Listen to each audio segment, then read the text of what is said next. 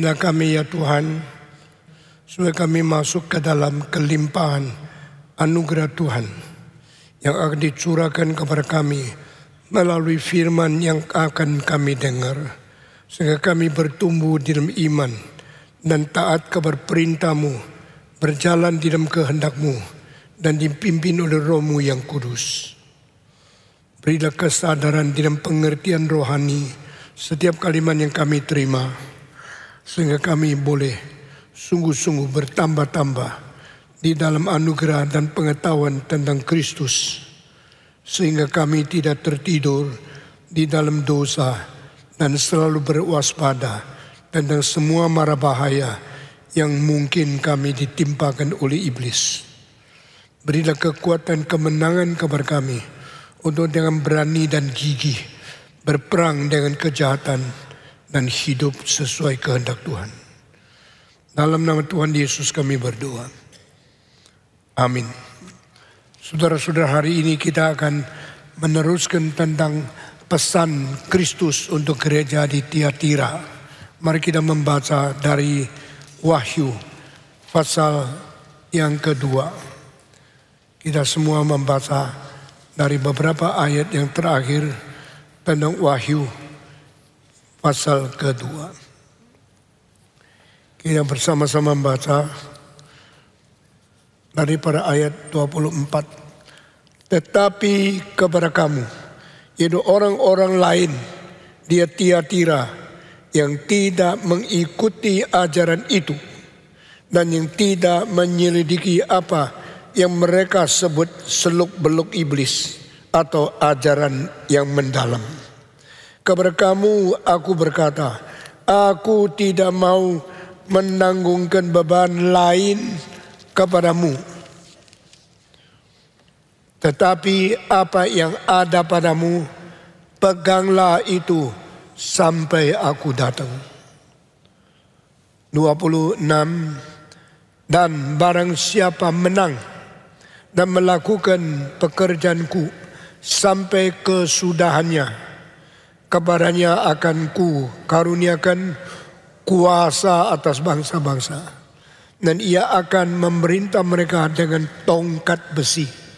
Mereka akan diremukkan seperti tembikar tukang periuk, sama seperti yang kuterima dari Bapakku, dan kepadanya aku karuniakan bintang timur. Siapa bertelinga, hendaklah ia mendengarkan apa yang dikatakan Roh kepada jemaat-jemaat. Saudara-saudara, inilah pesan yang terakhir Kristus kepada Tiatira, gereja keempat. Di antara kamu ada sebagian orang yang tidak mengikut ajaran salah itu, dan di antara kamu ada orang yang tidak mengikuti belajar yang disebut oleh mereka seluk-beluk atau teori yang dalam daripada ajaran yang salah itu. Orang seperti ini saya tidak mentambahkan beban yang lain kepadamu. Ini apa artinya? Dari beban yang sudah ada padamu, peliharalah baik-baik sampai aku datang kembali. Saudara-saudara, banyak ayat yang mendalam dan sangat sulit yang Tuhan berikan kepada kita untuk kita mengerti. Ajaran berzina, ajaran makan makanan yang sudah disembayangkan kepada dewa-dewa, engkau tidak terima. Ada sebagian yang terima, sebagian tidak. Di dalam gereja ada dua macam orang Kristen. Semacam yang memihak iblis melawan Tuhan, semacam yang memihak Tuhan melawan iblis. Sebagian yang lain, meskipun sedikit, ini orang yang paling disukai oleh Tuhan. Ini orang yang memelihara kesetiaan kepada Tuhan. Nah, orang ini yang dipandang berat oleh Kristus. Jangan kira semua orang Kristen sama. Ada semacam orang Kristen yang makin lama makin memelihara firman Tuhan. Makin lama makin membanggang dan tetap setia kepada firman Tuhan. Dan orang ini Tuhan berpesan, aku tidak tambah beban yang lain untuk kamu. Tetapi yang sudah ada pada kamu, peliharalah. Di sini beban bukan hukuman. Di sini beban yang ada pada kamu harus dipelihara. Berarti beban yang baik. Tapi aku tidak tambah lagi beban yang lain. Berarti aku tidak menyusahkan engkau. Kita tidak memberikan balasan yang tidak sesuainya dengan keadaan kamu untuk kamu tanggung. Nah, ini apa artinya, saudara-saudara? Manusia harus tanggung sebagian beban yang tidak boleh lari, tidak boleh lepas, tidak boleh ditanggalkan, dan tidak boleh dihindarkan. Itulah beban yang baik. Dan Tuhan tidak menambah beban yang lain, berarti yang tidak perlu kau tanggung, yang tidak perlu kau tanggung jawab, tidak perlu kau menerima beban itu. Aku tidak tambah kabarku. Yang ada dipelihara, yang tidak ada tidak dikasih. Apa artinya? Apa artinya? Apa artinya? Salib, beban yang baik yang perlu kau tanggung, jangan kau tinggalkan. Jangan kau lepas. Jangan kau lupakan. Apa itu salib ya? Pada waktu Yesus berkata, setiap orang mengikut aku harus meninggalkan dosamu. Tapi Yesus tidak pernah mengatakan, yang ikut aku tinggalkan salibmu. Everybody just bear his own cross daily and then come to follow me. Setiap hari menanggung salibmu, pikul salibmu. Saya tidak akan ambil, saya tidak akan biarkan engkau tidak ada. Saya minta engkau harus tanggung, harus tanggung salibmu. Waktu saya masih kecil, saya tanya guru sekolah minggu, kalau menyangkal diri disangkal kemana sih? Dibuang ke sampah ya? Guru sekolah minggu tahu, saya juga tidak tahu itu. Saya pikir kamu guru sekolah minggu tidak tahu, siapa yang tahu? Aku murid tidak tahu, tanya kamu juga tidak tahu. Lalu sekolah minggu untuk apa? Lalu tanya lagi, pikul salib, salibnya Yesus sudah tidak ada. Salib apa yang aku pikul? Yesus berkata, pikul salibmu, bukan pikul salibku. Yang pernah pikul salib Kristus hanya satu orang, Simon dari Kirene. Itu dipaksa, disuruh ikut memikul salib yang berat pada waktu Yesus naik ke Golgota. Dia tidak rela. Lihat semua orang yang lewat di pinggir jalan mau lewat di Yerusalem, mendadak diperintahkan sama seorang serdadu Romawi, bantu dia pikul salib. Dia pikul. Waktu dia pikul, dia diam-diam. Tapi dia terpaksa memikir, siapa orang ini? Kenapa dipikul salib? Mau dipaku di Golgota. Salah apa dia? Waktu tengah perjalanan memikul salib dan melihat Yesus, renungan, meditasi dia pikir tentang Yesus, mengakibatkan akhirnya dia jadi orang Kristen. Saudara-saudara, barang siapa yang merenungkan kematian Kristus, yang meditasi tentang sengsara Kristus, tak mungkin tidak ditular, tak mungkin tidak dipengaruhi oleh cinta Yesus dan keagungan kesucian dia yang tidak bersalah tapi harus menderita. Salib yang Kristus pikul bukan kewajiban dia, tapi karena mengganti kita. Tapi Yesus tidak mengatakan, pikulah salibku lalu mengikut aku. Tidak pernah itu. Pikul salibmu lalu mengikut aku. Yesus pikul salib tidak wajar. Kita tidak wajar tidak pikul salib. Yesus pikul salib tidak ada salahnya sendiri. Kita pikul salib karena kita ada kewajiban kita. Dari sini salib Kristus adalah sesuatu penggantian untuk orang lain. Salib kita adalah kewajiban yang tidak boleh kita tinggalkan. Apa itu salib? Salib, saya memberi definisi yang singkat saja, yaitu beban, kesengsaraan, kewajiban, dan pikulan yang berat yang seharusnya kita tanggung di dalam tugas dan di dalam posisi kita yang mau jalankan kehendak Tuhan.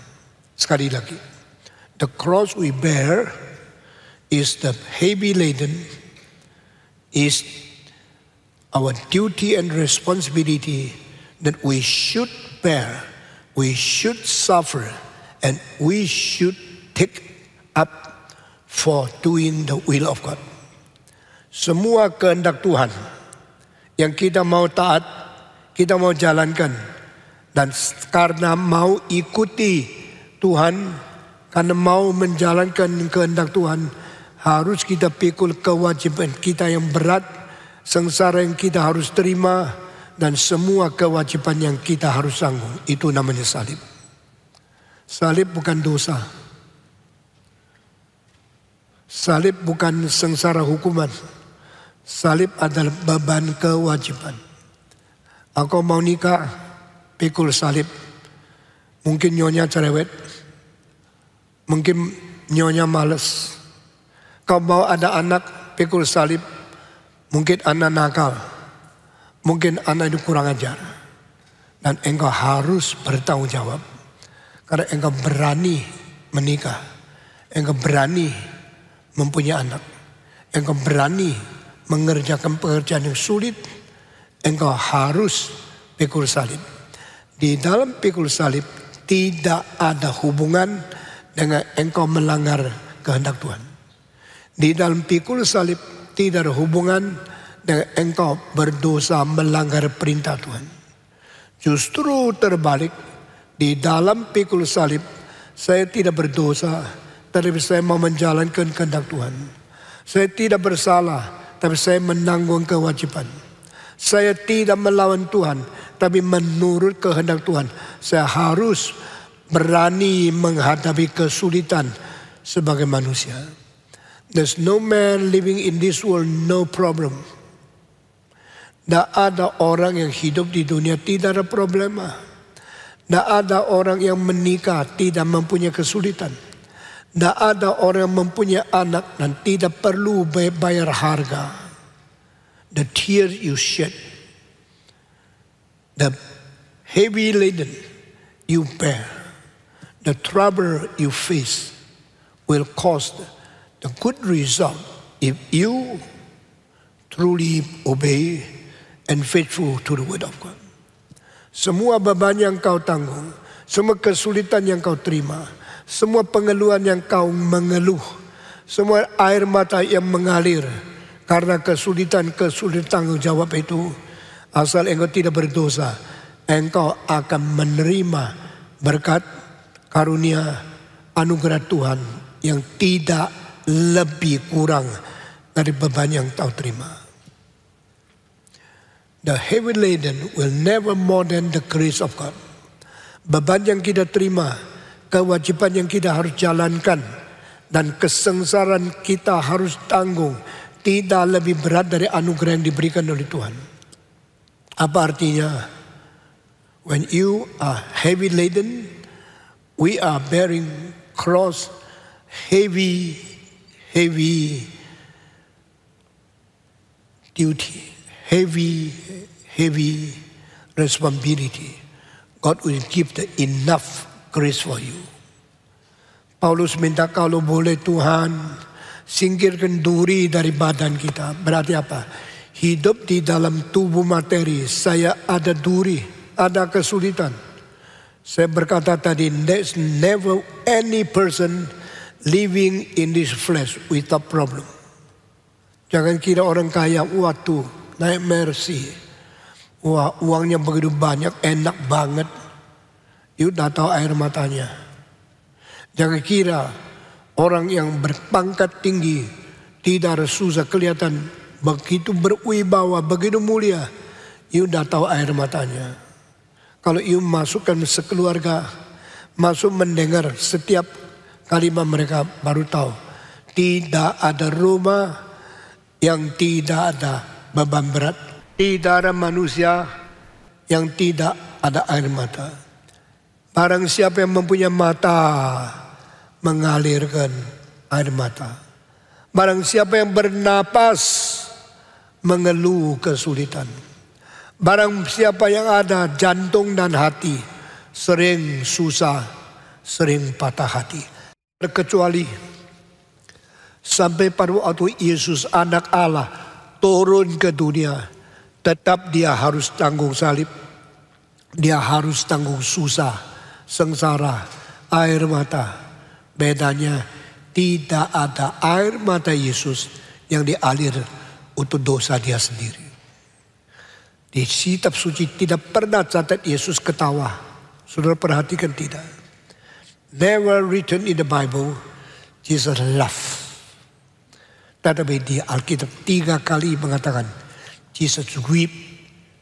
Yesus ratap 3 kali.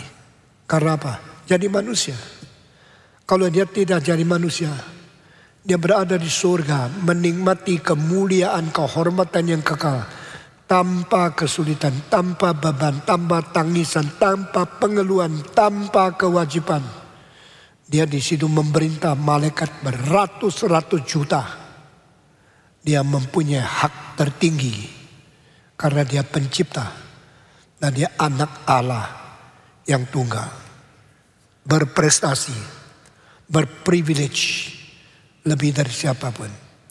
Tapi dia rela turun, rela menjadi manusia untuk merasakan kesulitan kita, untuk menangisi kita, untuk pikul beban untuk kita, untuk dipukul, dicambuk, untuk dapat bisur yang banyak supaya mengganti penyakit dan semua kelemahan kita.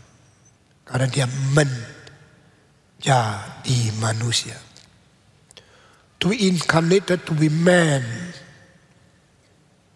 To come into flesh. Christ bear the cross. Not for he himself. Not because he is sinful against God. But because he is representing, substituting you and me to bear the cross. Itu adalah dosa yang seharusnya kita tanggung, hukumannya diterima oleh dia. Tetapi Yesus berkata, kamu ada salibmu, pikul salibmu, dan saben hari pikul, dan menyangkal diri, baru engkau ikut aku. No one can follow me without bearing the cross. No one can be my disciples without denying yourself. Jika engkau tidak menyangkal diri, tidak mungkin engkau menjadi muridku. Jika tidak engkau pikul salibmu setiap hari, engkau tidak mungkin mengikut aku. Tidak pernah ada pemimpin di dunia ini, baik pemimpin politik, masyarakat, atau pendiri agama dan politik, yang boleh mengatakan kalimat seagung ini. Semua kalau sudah pemimpin, biasanya semua beban kasih orang lain. Sendiri enak-enak menikmati kedudukan yang tinggi. Di dalam politik kalau sudah dipilih, dan dapat gaji yang besar, dapat kuasa yang besar, orang lain yang mati tidak peduli. Asal dia menikmati kegagahan, kehormatan, kemuliaan, kuasa yang sewenang-wenang memerintah orang lain. But not for Christ. Yesus tidak. Yesus menjadi pemimpin yang tidak pernah menipu yang dipimpin. Yesus menjadi pemimpin yang menang dosa, menanggung susah lebih banyak dari orang lain. Tapi Yesus juga berkata, kau pikul salib, kau tanggung berat, ambillah kuku, terimalah bebanku. My yoke is easy, my burden is light. Kuku itu gampang, Bebanku itu ringan. Karena apa? Karena sambil engkau menanggung kuk itu 2 bagian. Sebagian engkau tanggung, sebagian Tuhan juga tanggung. Sehingga yang paling berat sudah diterima oleh Dia, yang ringan kau terima. Yang berat di bagian Dia, yang gampang di bagian kamu. Ini anugerah Tuhan. Kita bersyukur kepada Tuhan. Firman Tuhan begitu ajaib. Lain dengan engkau mengikut siapa saja. Ikutlah presiden. Engkau bebannya pasti lebih berat. Ikutlah konglomerat. Engkau pasti mempunyai beban kelebih-lebihan. Ikut Yesus Kristus. Meskipun capek, meskipun berat, tapi diberi keringanan di dalam hati, penuh sukacita. 9 murid dari Singapura yang gajinya besar. Yang paling besar 1 bulan dulu, 10 tahun yang lalu. 1 bulan $13,000. Lalu masuk sekolah teologi di sini. Tidak ada income. Sudah lulus, dia punya gajinya sedikit sekali. Saudara-saudara, dah sedih. Apalagi sudah nikah. Nyonya dah mengeluh. Kenapa suamiku belajar di luar negeri sudah S2, akhirnya lulus, bisa dipilih menjadi orang penting di dalam pemerintah atau di dalam orang-orang swasta di Singapura yang mendapatkan harga yang besar setiap bulan 13.000. Ini fakta. Aku bukan bicara fiktif. Seorang hamba Tuhan di tengah kita yang dulu 1 bulan 13.000. Akhirnya dengar khotbah saya, dia tersadar saya mau menjadi hamba Tuhan. Bicara sama bosnya, saya sekarang resign. Engkau mau kemana? Engkau diundang company yang lebih besar, dikasih lebih banyak? Tidak. Aku diundang bos terbesar di alam semesta, Tuhan di surga. Suruh saya menjadi pendeta.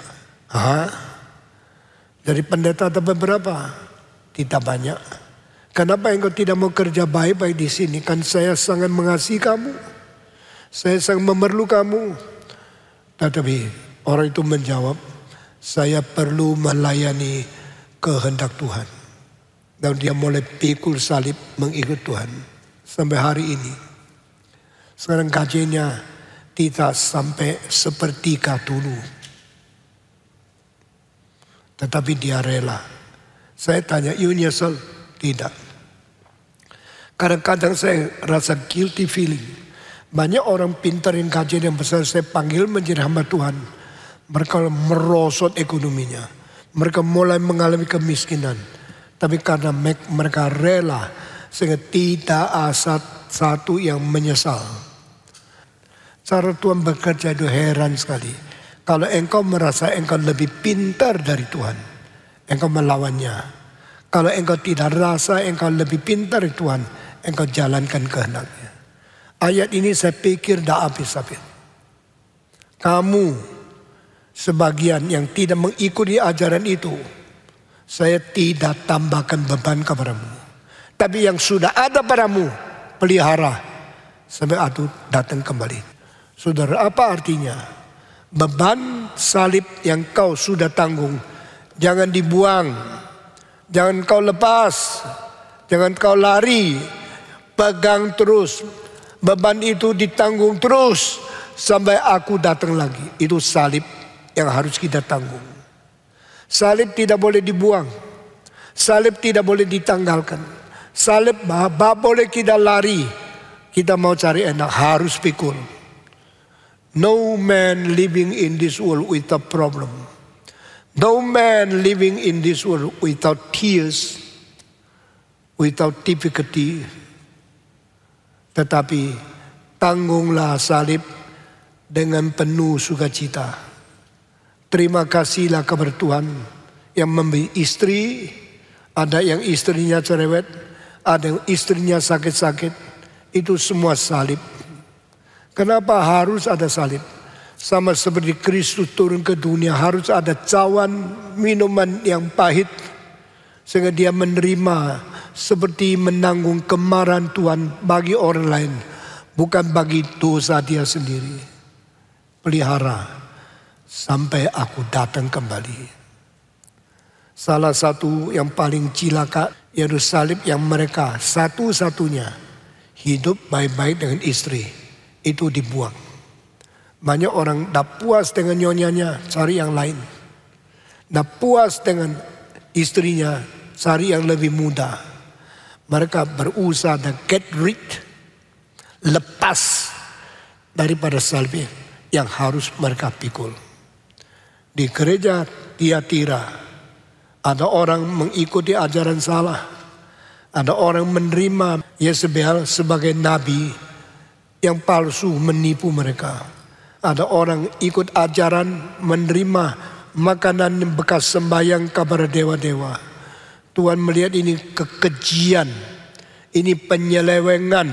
Dan Tuhan berkata, kamu yang tidak ikut itu, saya tidak tambah beban yang lain. Berarti lu kira ikut saya bisa seenaknya, sekayanya, semakmurnya, selancarnya, sesuksesnya. Tuhan bilang tidak. Yang ada bebanmu, yang kau sudah miliki, yang benar, yang harus tanggung. Salib, pikulah setiap hari, menyangkal diri dan mengikut aku. Nah, orang ini disebut apa? Orang yang menang. Menang bukan karena tidak ada musuh. Menang karena mentaklukkan musuh. Menang karena tidak ada ujian, tidak ada beban, tidak ada pencobaan, enak, lancar. Menang karena mengalahkan semua pencobaan, mengalahkan semua rayuan dari iblis, menang atas semua gangguan dari materi. Dan dia mempunyai hati yang bersih mengikut Tuhan. Menang atas lingkungan yang jahat, itu menang. Tuhan berkata, Israel, saya panggil engkau keluar daripada Mesir. Ini tahap pertama. Harus lewat Laut Kolsom. Sebelum Kolsom, engkau budak. Setelah Laut Kolsom, engkau sekarang jadi umatku. Ini perubahan. Dua wilayah, sebelum Kristen dan sudah Kristen. Sesudah menjadi orang Kristen, justru problem lebih banyak. Dulu di Mesir makannya daging, minyak, itu pesta enak-enak. Tapi kerjanya budak.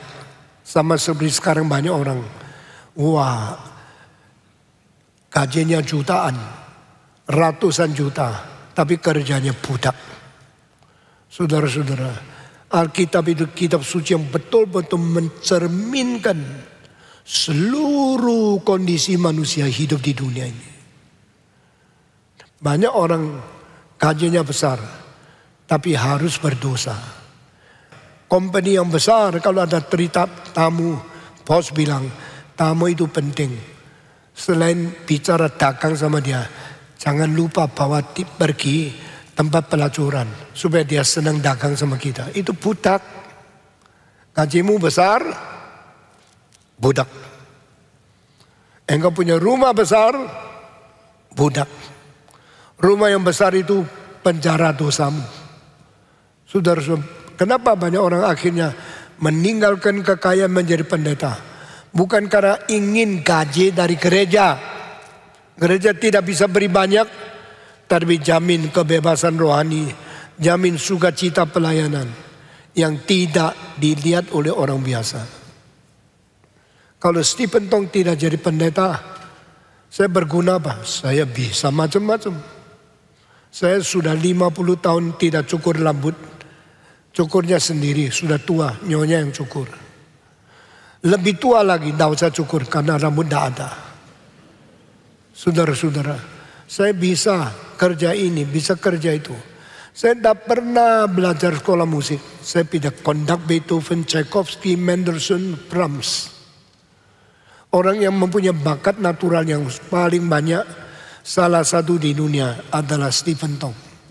Saya tidak pernah belajar arsitek, bangun gereja sebesar ini. Orang ketakutan ini kalau roboh bagaimana? Karena Stephen Tong tidak belajar. Kami kerjasama dengan insinyur yang sangat canggih, menghitung baik-baik. Gereja ini semua masuk di dalam rasa nyaman, dengar khotbah tidak dihalangi oleh tiang, dan kita bisa lihat dengan jelas dari paling tinggi ke bawah derajatnya, dari mata tidak capek. Ada gereja yang pinggirnya jauh, lihat yang ini, pulang diurut sini. Ada orang lihat yang gini, pulang diurut sini. Ada orang gini, pulang matanya sepet. Di gereja ini tidak lebih 23 derajat. Dan dari atas malah turun. Semua enak. Ini arsitek yang sangat sukses. Tetapi didesain oleh orang yang tidak pernah belajar arsitek. Saya kalau tidak jadi pendeta, saya tidak takut. Saya mau cari makan dengan cara apa saja, terlalu gampang. Saya bisa menjadi guru, bisa mengajar filsafat, bisa mengajar Inggris, saya bisa mengajar bahasa, mengajar tata bahasa, mengajar teknik bicara, pidato. Saya masih bisa mengkarang musik, bikin lagu. Terlalu banyak yang bisa saya kerjakan. Saya tidak perlu jadi hamba Tuhan. Tetapi tidak ada hal lain lebih penuh sukacita daripada menanggung beban berat sebagai hamba Tuhan. Saya lebih capek dari pendeta lain. Lebih lesuh, letih tubuhnya dari siapa. Tapi Tuhan justru menyatakan kuasanya. Menunjang orang yang begitu capek sampai umur 81 masih bisa berdiri jam-jam untuk berkhotbah. Engkau tidak tahu, setiap pagi jam 7.30 saya khotbah, jam 9:15 saya langsung masuk kamar tidur karena sudah tak kuat. Umur sudah besar. Jam 10:05 dibangunkan untuk kebaktian kedua. Selesai langsung saya tidur lagi. Karena sudah sangat capek secara badan, berdiri terus.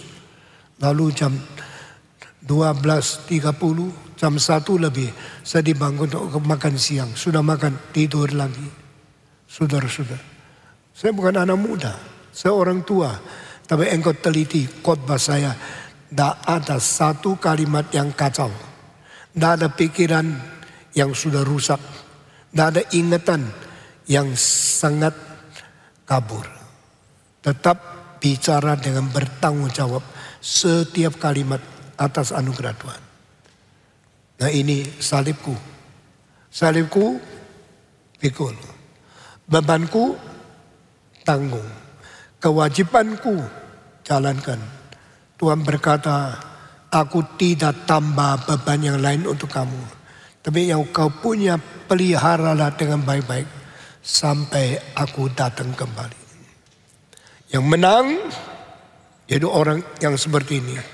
Saya berikan tongkat besi untuk memerintah segala negara.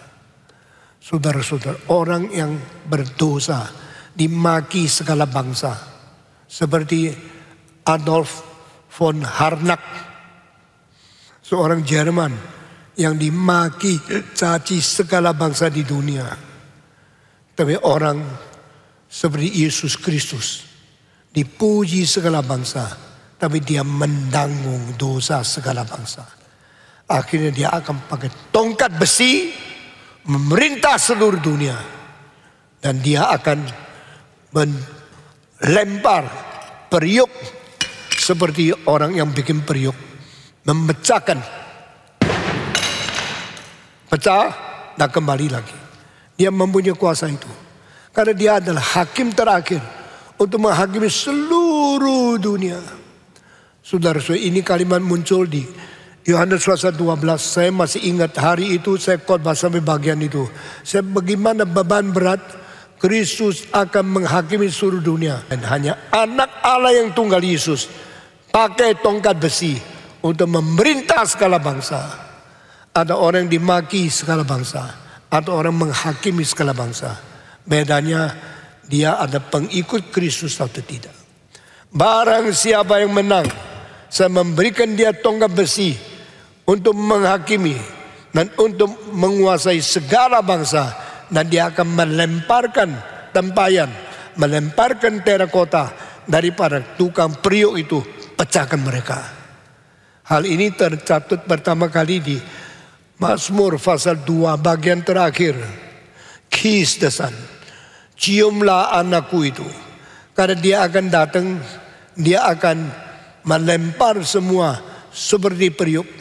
Dia akan memerintah semua dengan tongkat besi. Dia adalah Tuhan penghakim terbesar dan terakhir itu. Saudara-saudara, ini firman Tuhan di dalam ayat-ayat seperti ini. Barang siapa yang menang, aku memberikan dia bintang timur. Bintang timur berarti bintang fajar. Bintang timur berarti Yesus Kristus sendiri.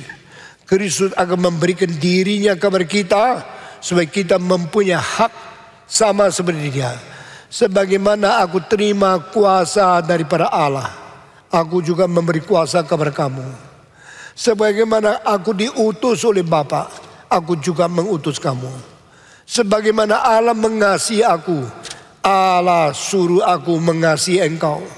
Engkau juga harus saling mengasihi. Semua ajaran tentang Bapa, anak, anak dan umat. Bapa, anak, anak dan umat. Bapa mengasihi anak, anak mengasihi umat. Bapa mengutus anak, anak mengutus umat. Bapa memberi kuasa kepada anak, anak memberi kuasa kepada umat. Ini semua ada satu sistem seluruhnya. Dan Tuhan berkata, engkau harus menang. Menang siapa? Menang apa? Apa artinya menang? Menang menurut janji. Sudah dengar ya? Menang itu selalu belum datang, tetapi dijanjikan dulu. Janji itu adalah promise. Di dalam bahasa Latin, promise terbentuk daripada pro sama misi, atau pre sama mission. Before giving you mission, tell you first what will happen. Nah, ini Tuhan. Tuhan selalu memberitahu, kerjakan ini misi. Aku memberikan misi kepadamu. Tapi sebelum memberikan misi, aku janji dulu promisi. Promise is before mission. Pre-mission itu namanya promise. Aku memberikan janji kepada engkau, engkau akan menang. Aku memberi janji kepada engkau, hari depan ada kemenangan yang menunggu engkau. Lalu saya mau tanya, kemenangan sudah datang? Belum. Kemenangan akan datang? Iya. Bagaimana mengetahui? Karena janji. Waktu orang Israel masih di padang belantara, Tuhan berkata, masuk ke Kanaan. Saya akan memberikan janji. Tanah itu, tanah perjanjian untuk kamu. Berarti will give to you. I will give to you, grant you the land. Seluruh tanah Israel akan dibagi untuk 12 suku. Miliknya engkau dari Simeon, daripada Yuda, daripada Benyamin, daripada 12 suku. Semua dapat tanah. Tetapi diberikan enak-enaknya. Tidak, diberikan dengan promise ditambah dengan perang. Dengar ya. God promise his servant go to war. Dari atas janji, yang dari bawah perang. Apa artinya? Orang yang mau menerima janji Tuhan tidak bisa menerima mentah-mentah. Engkau bilang, janji ini apartemen untuk saya. Iya dong. Bagaimana janjinya? Saya tidak kasih engkau kunci. Saya kasih engkau kuasa. Di dalam apartemen itu masih ada bajingan tinggal. Saya janjikan apartemen ini untuk kamu. Kamu mesti usir bajingan itu keluar. Gini kok dikasih. Kasih ya sudah dibersihin. Sudah kasih saya kunci, dalamnya kosong. Inilah apartemen. Now the key is here. You open it. Enjoy it. Living in it. Ini apartemen yang kuberikan. Ku janji kepada engkau. Sekarang aku sudah mendapatkan apartemen ini. Orang sudah tidak ada, sudah bersih. Saya sudah cat ulang, sampai bagus. Sekarang ambilkan kunci, engkau masuk. Bukan itu. Janji adalah ini untuk kamu, tetapi tugasmu perang. Kalau engkau tidak perang, tidak usir akan bajingan yang tinggal di dalam, yang tidak ekendom, yang tidak hak milik, tapi sementara menempat itu secara liar. Engkau yang harus berusaha, mempunyai kekuatan, mengusir dia keluar. Kalau perlu berkelahi, jangan takut. Aku menyertai engkau. Berani dan kuatkanlah imanmu. Berperang dengan dosa, berperang dengan setan, berperang dengan kesulitan. Lalu engkau akan menikmati. Nah, ini ajaran Kristen. Pikul salib, kalau perlu perang sama musuh, tetapi akhirnya janji Tuhan engkau akan menang dan engkau akan menikmati. Pengertian ini kalau tidak ada pendeta, maka dia mengajar, terima Tuhan, jadi orang Kristen akan kaya, akan lancar, akan makmur, akan subur. Itulah ajaran salah. Itulah ajaran dari kafir. Itu ajaran tidak ada perjuangan. Itu ajaran tidak pikul salib. Alkitab bukan begini. Alkitab berkata mau menang, perang dulu. Mau bangkit, mati dulu. Mau mahkota, salib dulu. Mau mendapatkan janji, engkau bertempur dengan iblis dulu. Maka jadi orang Kristen susah. Orang lebih suka agama yang tidak usah kerja apa-apa langsung menikmati. Tidak usah perang langsung mendapatkan tempat yang seindahnya. Ikut Tuhan langsung kaya, langsung lancar. Itu semua ajaran yang salah sudah masuk ke dalam gereja. Dan pendeta begitu yang laku. Pendeta bilang mesti pikul salib, mesti perang, mesti abdi, mesti susah, menang atas dosa. Itu pendeta dah laku. Maka gereja reform di mana-mana tidak banyak orang. Semua harus mengikuti prinsip Alkitab. If you go to fight, if you go to chase out, if you go to war with Satan, with all the sinners, rascals, and to have conquering power over them, then I will grant you the promised land. Primisi, yaitu sudah dikasih tahu sebelum engkau melakukan mission. Because mission sudah diberikan. But waktu engkau mau mendapatkan janji Tuhan, engkau mesti perang, mesti pikul salib, itu tanggung jawabmu. Saudara-saudara, pendidikan selalu berkata, engkau kerja berat, engkau akan nikmati. Kalau ada sekolah yang bikin anak-anak enak-enak, tidak usah kerja berat, tidak usah perang, asal bisa nikmati. Saya tidak akan kirim anak saya masuk sekolah itu. Di Indonesia ada orang, sekolahnya semua anak orang kaya. Semua pagi datangnya Mercy, BMW, Rolls Royce. Mobil yang paling mahal antar anak-anak konglomerat masuk ke sekolah itu. Maka anak miskin di sekolah itu disiksa. Loh, tadi pagi lu datang sini naik apa? Naik kijang. Kijang. Saya bukan naik kijang, saya pak Mercy 600. Ini orang kaya, lu apa lu?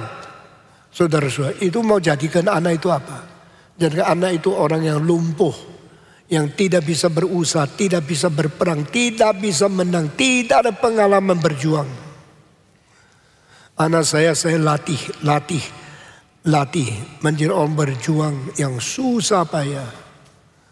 Sekarang banyak orang kaya di sini, anak kirim ke Amerika, 1 tahun kirim 100.000, silakan pakai, sisanya untuk uang saku.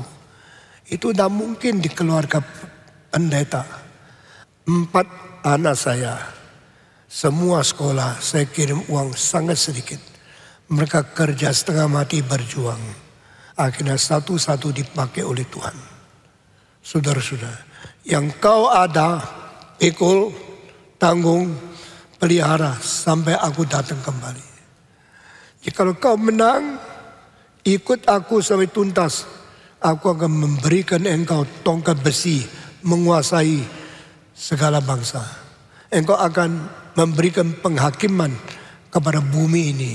Karena kuasa yang kau berikan sama seperti kuasa yang ku terima dari Bapakku.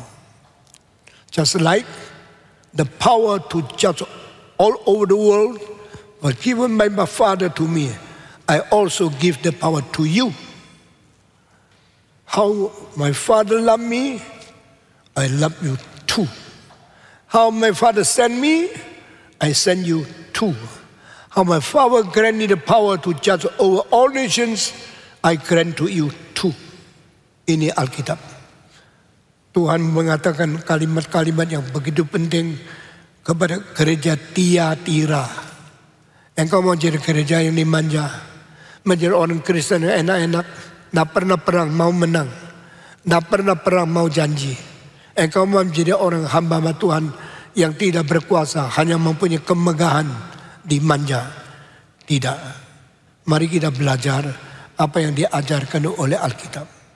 Nah, Yesus Kristus berkata, aku juga akan memberikan bintang fajar, atau bahasa Indonesia bintang timur. Setiap pagi kalau kita lihat sebelum matahari menyingsing, ada bintang yang belum tenggelam di dalam kegelapan. Itu terakhir kita lihat bintang pagi-pagi. Itu mengisyaratkan Kristus akan menyinari seluruh bumi karena dia ada bintang fajar itu. Dan di sini dikatakan, aku akan mengkaruniakan bintang itu kepada engkau. Saudara-saudara, kita sedang berada di dalam periode pandemi seluruh dunia. Dan mulai daripada bakteri yang paling kecil namanya virus. Tidak ada orang takut. Semua ribut-ribut, dansa-dansa, main seks, main pelacur, pesta pora besar-besar. Mendadak pesta pora berhenti. Mendadak banyak restoran berhenti, bioskop berhenti, konser berhenti. Semua ketakutan ketularan. Barang siapa melawan kehendak Tuhan, barang siapa melampiaskan nafsu, bebas semau sendiri, tidak gampang mengalahkan hukuman yang dikirim oleh Tuhan. Tapi saudara-saudara, semua agama sekarang dihajar oleh Tuhan. Tuhan tidak pakai jenderal, Tuhan tidak pakai bom atom, Tuhan pakai virus yang lebih kecil daripada yang bisa dilihat oleh mata untuk meringkus dunia ini. Kalau pandemik sudah lewat, mungkin setengah tahun atau 1 tahun lagi, dihitung lagi manusia di dunia mungkin sudah kurang ratusan juta orang. Sebagian pemerintah jujur kasih tahu seperti negara Eropa. Sebagian pemerintah penipu, menutup-nutupi untuk menjaga muka kelihatan masih mulia. Itu menipu seluruh dunia sehingga banyak yang mati tidak dikabarkan. Ini dunia sedang dihajar oleh Tuhan. Dan Tuhan berkata, kalau engkau setia, engkau sungguh-sungguh memikul beban yang seharusnya salibmu, aku tambahkan beban yang lain untuk kamu. Kalau engkau menang, aku memberi kuasa engkau menghakimi seluruh dunia. Kalau engkau menang, aku mengkaruniakan engkau bintang fajar, yaitu Kristus dan segala berkat kabar kita. Saudara-saudara, hari ini saya khotbah sampai di sini. Mari kiranya Tuhan memberkati kita menjadi orang Kristen yang setia dan taat hanya kabar Tuhan. Mari kita berdoa. Bapa di dalam surga, berkatilah anakmu di sini. Berkati gerejamu Reform Injili. Berkatilah kesetiaan sehingga kami tidak melanggar firman-Mu. Kami tidak mengikuti ajaran daripada Yezebel. Dan kami tidak menerima semua penipuan-penipuan dari ajaran yang katanya mendalam, tetapi menyeleweng dari Tuhan. Supaya kami boleh menjadi orang Kristen menang yang boleh diberkati menurut perjanjian Tuhan. Dalam nama Tuhan Yesus kami berdoa. Amin.